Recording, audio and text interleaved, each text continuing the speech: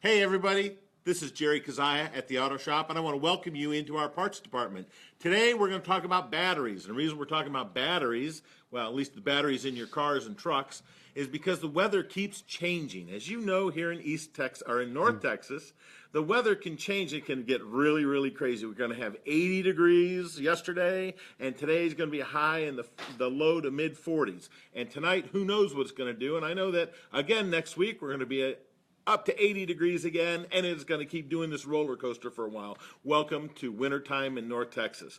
Now, the bad news is it kills these things, and these are examples of the batteries that can be inside your vehicle. Now, why is it bad for it? I don't know. As the temperature changes go up and down, it causes... So let's talk about batteries real quick and how they're made.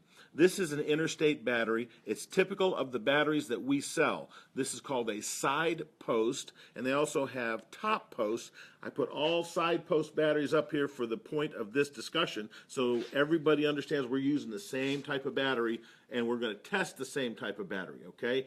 These are lead acid batteries. Now, inside these batteries, there are separate cells. In each cell has these waffle plates that are made of lead, and they're connected inside so that the lead actually is suspended in sulfuric acid. Now, it really is acid, and it tells you right on here, danger, poison, do not play with this. In the old days, we used to take the tops off and we would fill it up with distilled water. We still do that, but a lot of the batteries today are called maintenance-free. These batteries are not maintenance-free. And what happens is when you're driving down the road or you put a charge on these, it causes the sulfuric acid to actually boil, and the sulfuric acid turns to hydrogen gas. So a little spark can make a lot of things go boom really easily and quickly underneath the hood of your vehicle. Man, please be very, very careful. Leave this to professionals. Do not jumpstart your cars today. We actually have specific devices that they're called a jump box, and that's what you use when you're jump starting a car. Because when you connect, I'm going to take these right here. When you connect the battery cables, we're going to pretend this is charge, these are jump cables, and when you make that, there's a little spark when you're trying to charge it. That little spark, the smallest one that we can see, is 60,000 volts of electricity.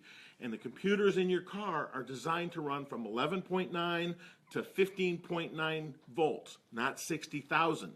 And of course, the electricity travels at 186,000 miles per second, and you cannot unclick it fast enough to prevent damage to the computers in your vehicle. So please, please, please do not jumpstart anybody's vehicle. I don't care if your car is running great. You take the chance of blowing a hole in the computer in your car just by doing that. Now, this machine is actually powered by the battery, so we're not damaging anything. We're not creating a problem. Okay, it's very important.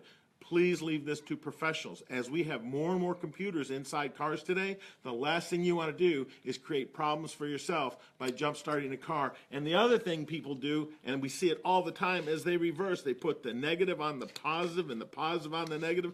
Man, that just really creates problems for everybody. So please leave this to professionals. If your car doesn't start, call us here at the Auto Shop at 972-578-0588. We'll be happy to help you out any way that you need it to be done. Now, let's go back to batteries. Sulfuric acid, man, this is bad stuff. You don't want it on your clothes. You don't want it on your skin. It will eat through just about anything except rubber and hard plastic. And so, wanted everybody to see what's inside these. If you're getting in your car and instead of starting normally, and you turn the key and you hear it go click, or it starts really slowly, and this happened to me last month. I got in my vehicle in the morning and it went and started normally. I went, oh boy, that's a bad sign. And of course I got here at the shop and I forgot all about it, and at 5 o'clock I went to go start my car, and I had one of my guys, I said, hey, let's go test my battery. And we tested the battery, and of course it showed weak, and I said, okay, tomorrow we'll put a battery in it, I don't have to worry about it. Well, the next morning I got in, turned the key, and went click one time, and all the lights and everything went down. I went, okay, I got to send the tow truck. So we had to send the tow truck to bring my truck in, and really embarrassing for me as a shop owner, I got to tell you, to have my vehicle not start when it's supposed to. So I'm making this video to make sure you don't have those problems. And what we do Again, these are different types of batteries, different manufacturers, and it doesn't matter how old they are. This one was made in March of 2015. This one was made in August of 2015. I don't have the date code on this battery, but I will assure you that this battery is 1.5 years old, and we're going to run a test. And again, I calibrated my equipment, and this is our really quick battery test. So we're going to check it out really quickly, and it shows we're going to test. I got a Tech 1. It's out of the vehicle. It is an in-service battery. It's not a new one. It's not an interstate, unfortunately, but it does have a CCA. And CCA means cold cranking amps. And I look at the top of this battery, and the CCA on that battery, it is a side mount. We click here, and next, it's a lead acid, and we're going to go to 700 because that's what it is, a 700 cold cranking amps. Now I have to take this machine and hit it with the laser, and we check the temperature, and this battery is registered at 68 degrees Fahrenheit, and we're doing a test right now. And it says you can read battery results. 140 amps cold cranking amps is what's measured, and there's 700 supposed to be in it, and it tells you replace the battery, and we'll print that off, and you can see what this little report shows you. I've tested every one of these batteries. Our control batteries print out to be good. There's nothing wrong with them, and I don't want to waste everybody's time, but that's what a good report looks like.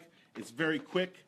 It's very easy. If you have questions about your battery, please come by the auto shop. We're happy to do that for you. We'll do it for no charge. We want to make sure that your car starts when it's supposed to and doesn't give you any grief. So please come see us at the auto shop here at Jupiter and Plano Parkway. Our telephone number is 972-578-0588, and let's have some happy motors out there. Thanks.